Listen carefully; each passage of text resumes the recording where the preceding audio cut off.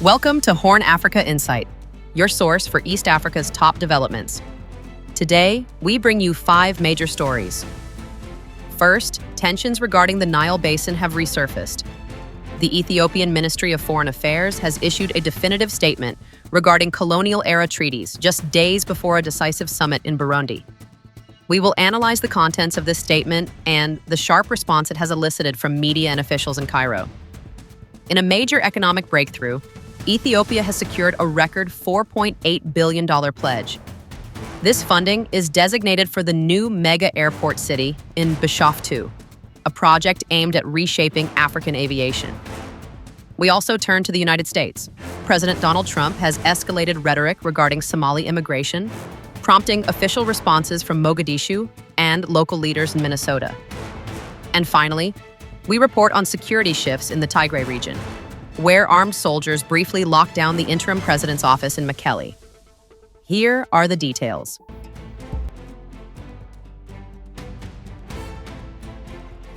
The Ministry of Foreign Affairs of Ethiopia released a strongly worded statement addressing the long-standing dispute over water rights.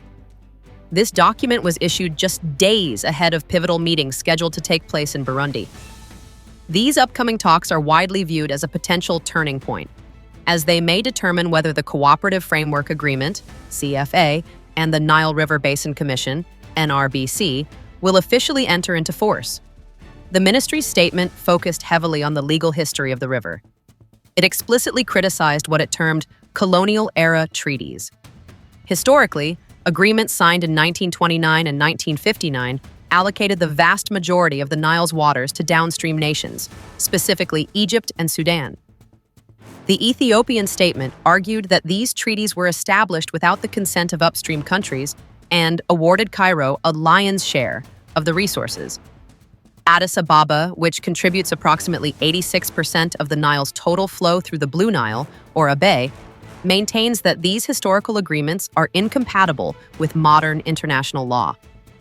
In the text, Ethiopia insisted that modern resource management must be based on the principle of equitable and reasonable utilization. The ministry rejected the concept of historic veto rights, stating there is no legal obligation for Ethiopia to seek permission to utilize natural resources located within its own sovereign borders. The statement also described the Grand Ethiopian Renaissance Dam, GERD, not merely as a power plant, but as a symbol of African self-reliance and economic development. Addressing the current diplomatic stalemate, the ministry criticized what it described as hostile rhetoric and thinly veiled threats originating from Cairo. The statement alleged that Egypt has obstructed progress for more than a decade by refusing to sign the Cooperative Framework Agreement. Ethiopian officials reiterated that the door remains open for cooperation, provided it is based on fairness, but underscored that the era of colonial water treaties has ended. Diplomatic sources suggest that the meetings in Burundi could see 6 or more upstream countries move to activate the CFA and the River Basin Commission, regardless of whether Egypt chooses to participate. Following the release of the statement from Addis Ababa, the reaction in Egypt was immediate, involving both media figures and political officials. Mustafa Bakri, a prominent Egyptian journalist and member of parliament, led the criticism. Speaking on television, Bakri described the Ethiopian Foreign Ministry's statement as a violation of diplomatic norms, stating it crossed all limits of civility and wisdom. Bakri strongly disputed Ethiopia's legal interpretation of the water treaties. He further responded to allegations made by Addis Ababa that Cairo creates instability in the Horn of Africa through allied countries. Bakri categorized these claims as exaggerations and lies, suggesting they were designed to bolster domestic support for Prime Minister Abiy Ahmed amidst internal challenges. Multiple Egyptian media outlets focused on the specific language used by Ethiopia, particularly the accusation that Cairo is trapped in a colonial-era mentality. Commentators in Egypt argued that this framing misrepresents their country's position. They maintain that for Egypt, the Nile is a matter of existential water security, not historical dominance. The Ethiopian statement had also claimed that Egypt has engaged in negotiations for years solely to block progress systematically. In response, Egyptian commentators insisted that Cairo will never compromise on its water security. They urged Ethiopia to abandon what they termed unilateral actions regarding the GERD. This sharp exchange of statements marks a significant escalation in rhetoric. It sets a tense backdrop for the Burundi talks, which observers say could reshape the governance of the Nile Basin for decades to come. $4.8 billion secured for Bishoftu Airport, turning to a major development in infrastructure and aviation. Last week, at the African Investment Forum in Rabat, Morocco, Ethiopia achieved a significant financial milestone. Reports indicate that 4 international financiers have signaled a firm readiness to provide $4.8 billion in loans. This pledge covers nearly 40% of the total estimated cost for the new Greenfield International Airport project. The proposed facility is to be located near Bishoftu, approximately 45 kilometers southeast of Addis Ababa. The total projected cost of the airport is $12.5 billion. Among the financiers, the African Development Bank has confirmed it will contribute $500 million. According to bank data, this stands as its second largest infrastructure engagement on the entire continent, second only to the West African Rail Corridor. During the forum, Finance Minister Ahmed Shide and Ethiopian Airlines Group CEO Mesfin Tasso presented the project as a critical necessity. They highlighted that the current hub, Bole International Airport, is approaching its maximum capacity limits following years of double-digit passenger growth. The new Bishoftu facility is ambitious in scale. It is designed to eventually serve 100 million passengers annually, a capacity that would position Ethiopia as the undisputed aviation and logistics hub of Africa.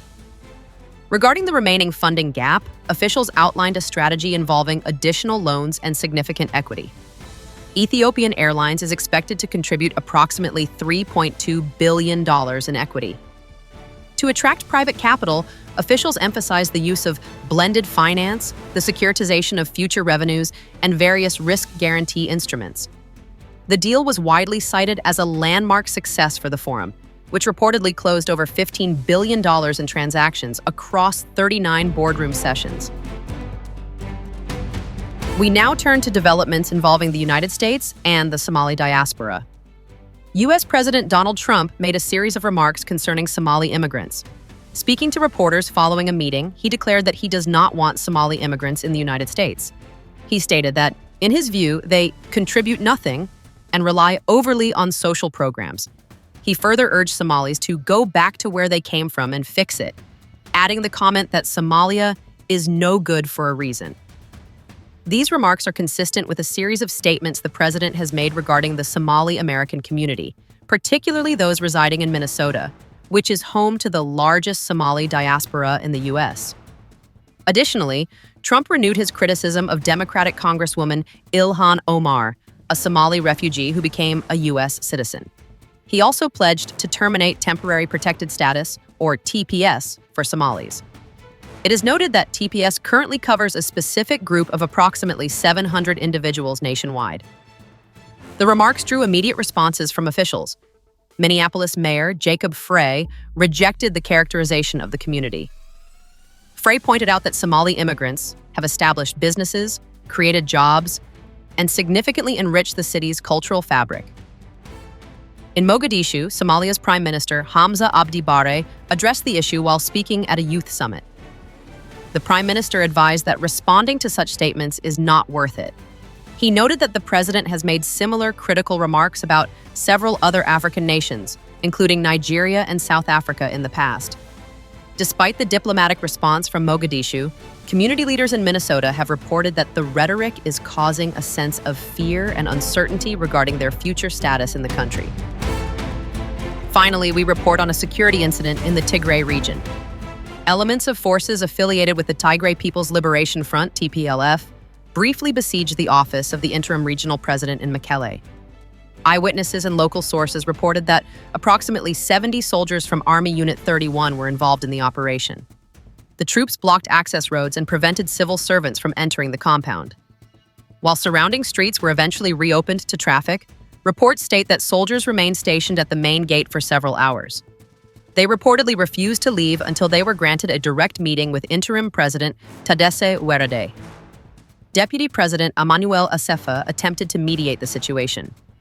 This standoff follows protests that occurred in October, where Tigrayan fighters demanded salary increases, housing allowances, and welfare improvements comparable to those previously granted to the now disbanded regional special forces. Those earlier demonstrations ended after the administration issued new directives, but this latest event suggests that tensions remain. Talks between senior military commanders and regional officials are reportedly ongoing. From high-stakes Nile diplomacy to massive infrastructure investments, and from Washington rhetoric to tensions in Mekelle, this has been your detailed update on the region. This is HornAfrica Insight. Stay informed, like, share, and subscribe. Follow HornAfrica Insight on X for daily regional updates. #HornAfrica Insight.